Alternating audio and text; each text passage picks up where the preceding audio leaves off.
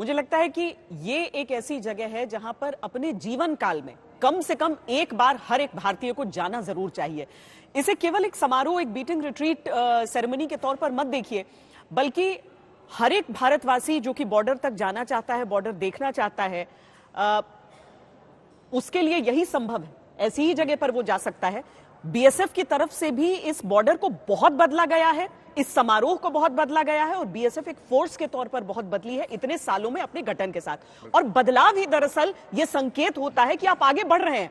लेकिन पहले हम इस सेरेमनी के बारे में बात करते हैं, क्योंकि हम पूरे अपने इस पेशकश के दौरान हम आपको सरहदों पर अपनी ताकत के बारे में भी बताएंगे, क्या परिवर्तन हो रहा है, क्या बदल रहा है, क्या नया हुआ है, इन सारी चीजों पर बताएंगे। लेकिन सर, इतने सालों में बहुत कुछ बदला है। अब तो मतलब हजारों की तादाद में, मुझे लगता है कि लाखों तक बाहर जो खड़े हैं, वो बड़ी स्क्रीन पर लाख तक पहुंच जाता होगा यहाँ पर आंकड़ा। बिल्कुल सर, मैं बताना चाहता हूं, पहले तो ये जो गैलरी आप देख रहे हैं इसकी 1/4 ही था। हाँ। और तकरीबन 8 से 10 हजार लोग सबसे ज्यादा वहां पर जाते थे देखने के लिए। और मैं ये बताना चाहता हूं, ये इसमें जो तब्दीली आया है, इसमें जो बढ़ोतरी हुआ है, इसमें आज जो है कम से कम 50,000 से 70,000 लोगों को बैठने का चांस दिया गया है। और आज स्पेशल है, 20 से 25,000 लोग तो इसके बाहर में खड़े हुए इंतजार कर रहे हैं, जिनके लिए जगह नहीं है। बिल्कुल। मैं आपको ले चलता हूं 2019 मार्च, जब अभिनंदन इसी गेट से आ रहा था, तब मैं उसी दिन का बता रहा हूं। वहां पर ठीक है, वहां भीड़ नहीं था, क्योंकि तब अलाउ नहीं किया गया था किसी को। तब से मैं इस गेट का नाम देता हूं अभिनंदन गेट। और ये अभिनंदन गेट जो है, मैं चाहता हूं भारतवासी, प्रत्येक भारतवासी वहां जाके देखना चाहिए और उससे ये समझना चाहिए, ये जो बॉर्डर पिलर है, इसका महत्व क्या है। और ये वाघा जो है, जो 1959 से चल रहा है, जब पहला 2 साल आर्मी ने टेक ओवर किया था, उसके बाद पंजाब पुलिस ने लिया था 2 साल, उसके बाद परमानेंटली बीएसएफ को दिया गया। और इसके साथ हमारे शहीद भगत सिंह को जहां पर जलाया गया था हुसैनीवाला, अभी हुसैनीवाला में भी इस तरीके का सेरेमनी भी शुरू हो चुका है। और इसके साथ मैं बताना चाहता हूं, बीकानेर बॉर्डर में भी बीएसएफ वहां पर भी एक बीटिंग द रिट्रीट सेरेमनी भी बनाने जा रहे हैं, और वहां पर ऑलरेडी काम शुरू हो चुका है। और यहाँ का तो मैं बताता हूँ, ये एक भारत का दर्शनीय स्थान बन चुका है।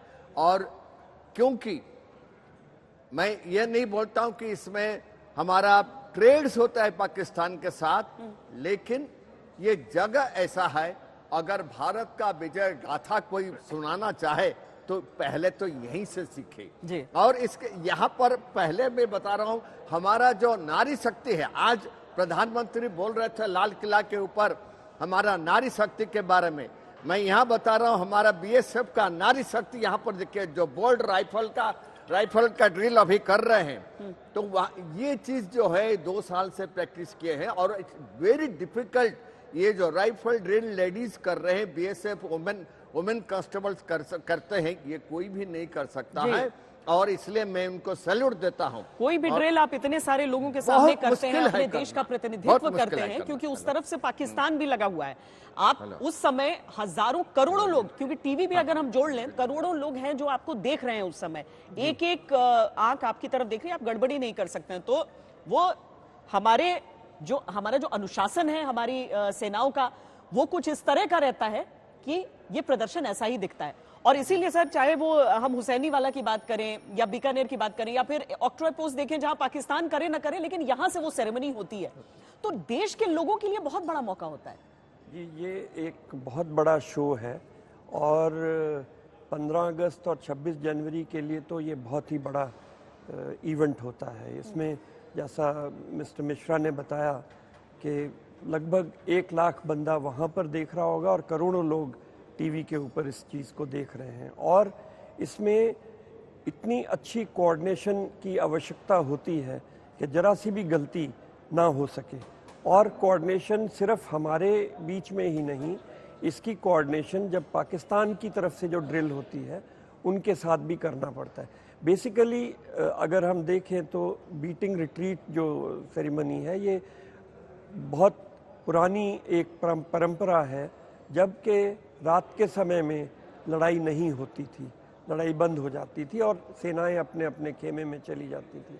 तो उसी परंपरा को आगे बढ़ाते हुए जब 1947 में ये बॉर्डर बना तो कुछ दिन तक तो नहीं हुआ, 1959 में फिर ये सेरेमनी शुरू की गई और जैसा मिस्टर मिश्रा ने बताया अलग अलग जगहों पर शुरू होती जा रही है। वहाँ का जो माहौल देखने वाला होता है, वहाँ पर जब हम होते हैं तो इतना जोश, इतनी गर्मजोशी होती है दोनों तरफ से, हमारी तरफ से ख़ास तौर पर। और पिछले कुछ सालों से जब से महिलाएं इनमें शामिल हो गई हैं, पाकिस्तान की तरफ से तो अभी महिलाएं नहीं हैं, हमारी तरफ से जो महिलाएं शामिल हो गई हैं उससे और भी इस इवेंट में और भी रुचि पैदा हो गई है सभी देशवासियों में। और एक कोऑर्डिनेटेड राइवलरी का ये यहाँ पर डिस्प्ले किया जाता है। और एक तो अंग्रेज़ व्यक्ति रहे हैं जिन्होंने कहा है कि ये एक ऑर्केस्ट्रेटेड एक डांस वहाँ पर होता है दोनों उसमें, जिसमें एक दूसरे की राइवलरी, और ये राइवलरी जो आम तौर पे हमारे दोनों देशों के बीच में है उसको शोकेस करती है। कई दफ़ा कोशिश की गई कि इस राइवलरी को कम किया जाए। हाँ। हमारी तरफ से तो हमने कम किया, पर पाकिस्तान की तरफ से कम नहीं हुआ, तो फिर ये दोबारा राइवलरी शुरू होगी। और मुझे लगता है कि काफ़ी क्रिटिसिज्म होती है इस राइवलरी की, पर अगर ये राइवलरी ना हो तो वहाँ पर इतनी कभी भी भीड़ वहाँ पर वैसे क्रिटिसिज्म तो हर चीज की हो जाती है सर, दोस्ती दिखाने की भी हो जाती है, दुश्मनी दिखाने की भी हो जाती है, लेकिन वहाँ जो लोग मौजूद हैं उन लोगों को जब वहाँ पर बैठ के वो रोंगटे खड़े होते हैं, जो देश के प्रति उनका समर्पण उन नारों के जरिए निकलता है, तो तस्वीर बताती है कि वहां पर जो कुछ हो रहा है, जैसा चल रहा है, बिल्कुल सही है, बिल्कुल सटीक है। अर्पिता वहां पर हमारे साथ जुड़ी हुई हैं। अर्पिता, आप बताइए, चूंकि आधिकारिक तौर पर अब शुरू हो चुका है, लेकिन अब खूब गाना बजाना सब कुछ, पाकिस्तान का स्वतंत्रता दिवस कल था, आज भारत का है, लेकिन मुझे लगता है 14 तारीख को भी भारतीय ही ज्यादा बड़ी तादाद में निकल कर आए होंगे वहां पर।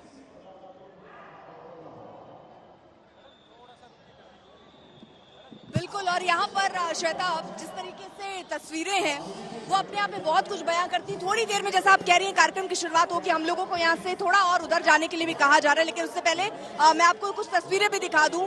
लोगों को यहाँ पर बोला जा रहा है कि थोड़ी देर में जो कार्यक्रम है उसकी शुरुआत होगी। और इतिहास की जो आप बात कर रही थी श्वेता, कि जब देश का बंटवारा हुआ और भारत एक भूभाग पाकिस्तान के रूप में अलग हो गया और एक लकीर सी खिंच गई जहां पर मैं खड़ी हूं, ये क्योंकि हालांकि ऐसे तो अगर आप पाकिस्तान और भारत के बॉर्डर को देखें तो करीब 3323 किलोमीटर का हमारा बॉर्डर, लेकिन इस जगह जहां पर मैं खड़ी हूं, अटारी वाघा बॉर्डर, ये अपने आप में बहुत ज्यादा मायने रखता है। आपने कहा यहाँ पर हर हिंदुस्तानी को 1 से 2 बार जाना चाहिए। मैं मानती हूँ कि अगर मुमकिन हो तो हर 15 अगस्त, हर 26 जनवरी यहाँ पर आना चाहिए, क्योंकि यहाँ आने से जो एक कनेक्ट है आप महसूस कर पाएंगे, एक देश प्रेम, वो जो मैं यहाँ पर खड़े होकर और महसूस कर रही हूँ। और हर बीतता पल मुझे और ज्यादा उस पल को महसूस करने के लिए कह रहा है, क्योंकि यहाँ पर जो जोश है वो जबरदस्त जोश है।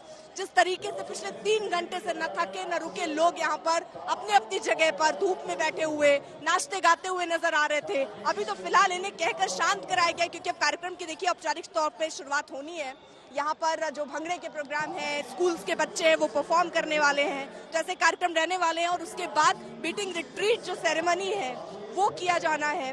और ये दरअसल जिस तरीके से हम बात कर रहे थे कि 1958 में यहाँ पर एक पुलिस चौकी बनाई गई थी, और आपने कहा विस्तार हुआ है, बहुत ज्यादा यहाँ पर चीजें बदली हैं। धीरे धीरे जितनी क्षमता है इस क्षमता को भी बढ़ाया गया, ये गेट बनाए गए, और यहाँ पर लोगों की तादाद, भारी तादाद में लोग यहाँ पर पर्यटक पहुंचते रहे हैं, और इसीलिए यहाँ पर और सुविधा कैसे बढ़ाई जाए उसकी तैयारी होती रही। अब आप एक बार पूरी नजर से देखिए, जहां तक दूर दूर तक अगर आपकी नजर जाएगी तो सिर्फ और सिर्फ आपको लोग नजर आएंगे, और कुछ अगर नजर आएगा तो वो जोश, कुछ अगर नजर आएगा तो हाथों में तिरंगा जो इस वक्त नजर आ रहा है।